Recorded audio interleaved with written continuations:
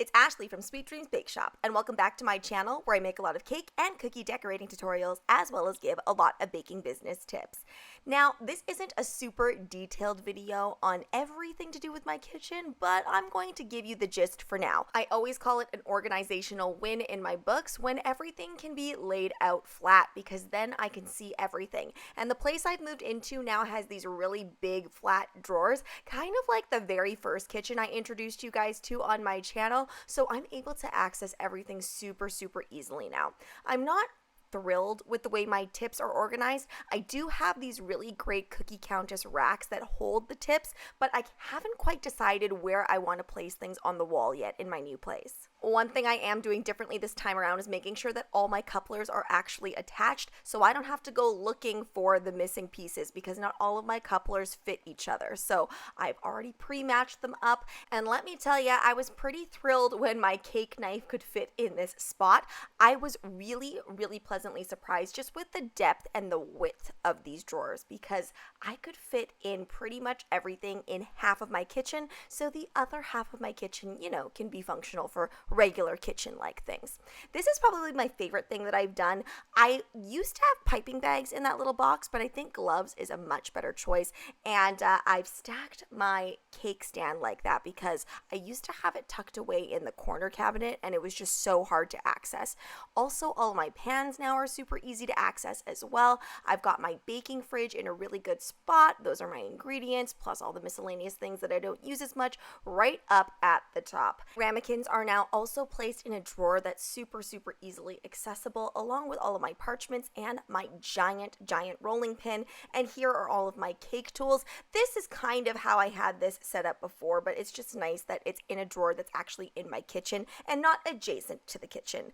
Those are a little bit less fun of cupboards, but they're utilitarian and they get the job done.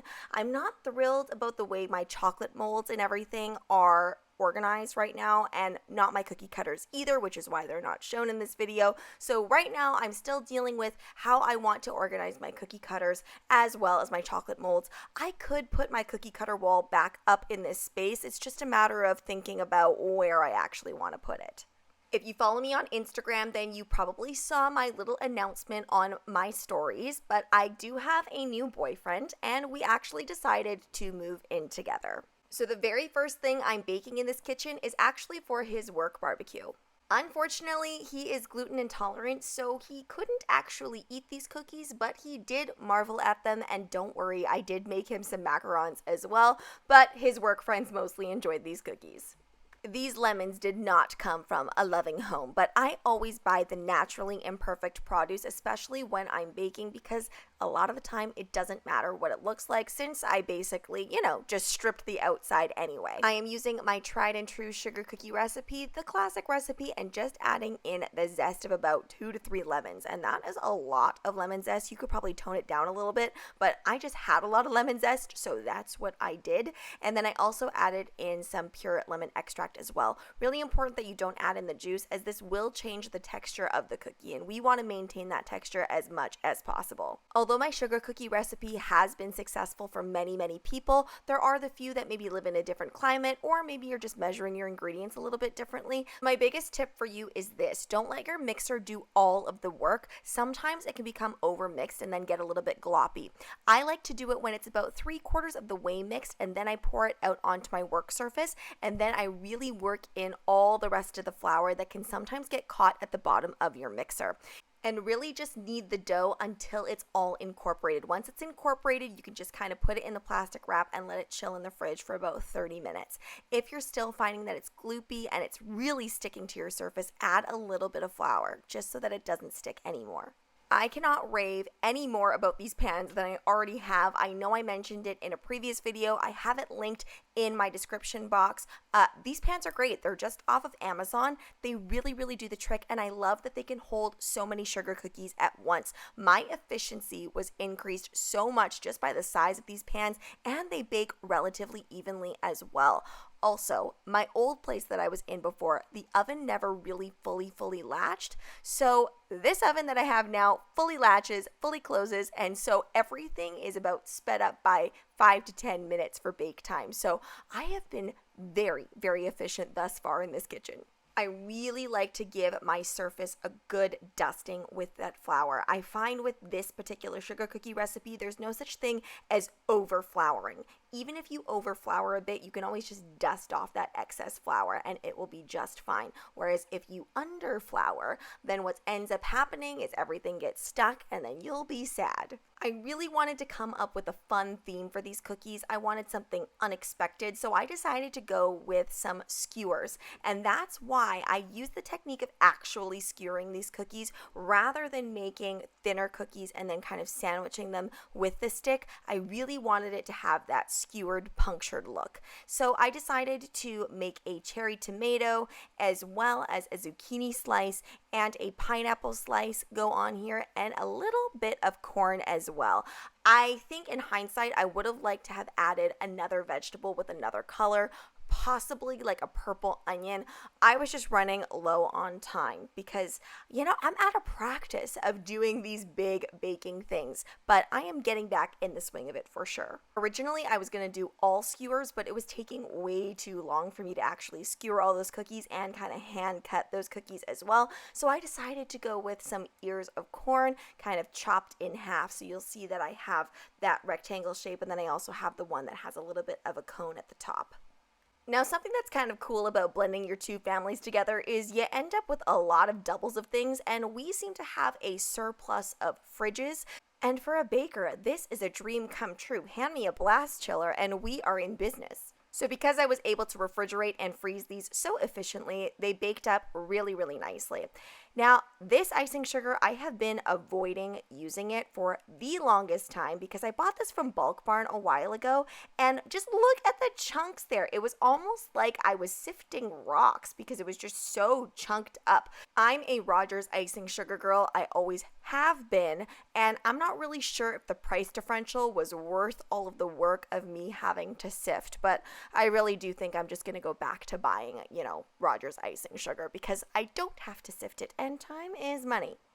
If you're newer to cookie decorating and you're wondering, do I always have to sift my icing sugar because so many recipes say it, the answer is no. Like with Rogers, you really don't have to because it's fine enough and you're not going to get chunks. But if I were to just kind of place that in my stand mixer and let it go as is, I would be getting so many clogs as I was trying to pipe. It is not worth the headache. So yes, you do have to sift it then. Now my royal icing recipe is very standard. It's 1 cup of icing sugar to 1 tablespoon of meringue powder. And then I add water as needed. And I know that that's an annoying measurement sometimes, but it's because different places yield different results with how much water you have in there. I just add enough water so that it's still puffy, but it comes out nice and smooth. I'm not doing any super detailed piping on these particular cookies, so I have the same puffy pipe and flood consistency throughout this entire video.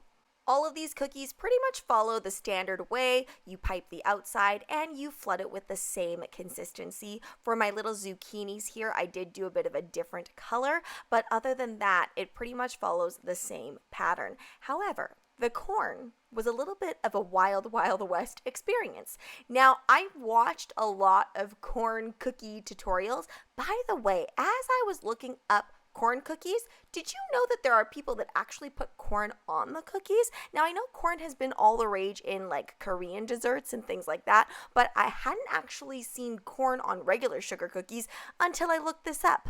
So maybe I should give that a try.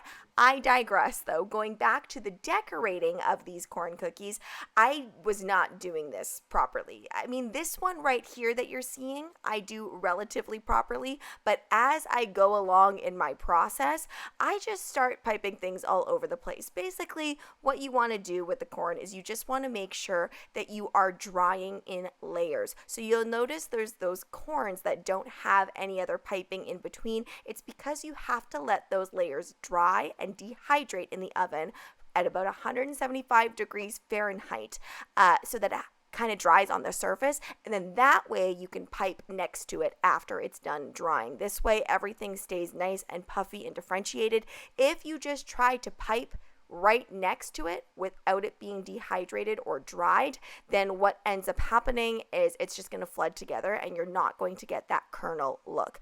But a lot of my corn is imperfect, and it kind of worked because corn is imperfect. But if you want a less realistic look and you want a more cartoony corn, I suggest that you do it in strict rows and do every second row and then go back and do every second row again once everything is dried. And don't forget to add in some kernels that are a little bit lighter. You can either make a lighter yellow if you want to be very realistic, or just add in a white kernel. Most of my sugar cookies just smell like, nicely baked sugar cookies, but these smelled lemony delicious, and I really wish that smell-o-vision existed. And at the very last moment, and I mean at the last moment, like we were going to walk out the door in 10 minutes, I decided to make these logo cookies for my boyfriend, and they ended up being the star of the party. They were the first ones to go. Some quick grill marks that I painted on with some edible airbrush from Cookie Countess, not a sponsored video, just like Cookie Countess products, and it's really important that you don't load up the brush too much or else it'll look too perfect and not grill-like. I did want to airbrush these, but I couldn't find my airbrush system and all of its parts. I'm still moving in, guys, but next video, I'm sure the airbrush will show up. Thanks so much for watching, guys. Don't forget to like, share, and subscribe so you can be part of this Sweetie fam. Right now, I'm uploading every single day, so be sure to check back tomorrow to see what I upload next. Bye!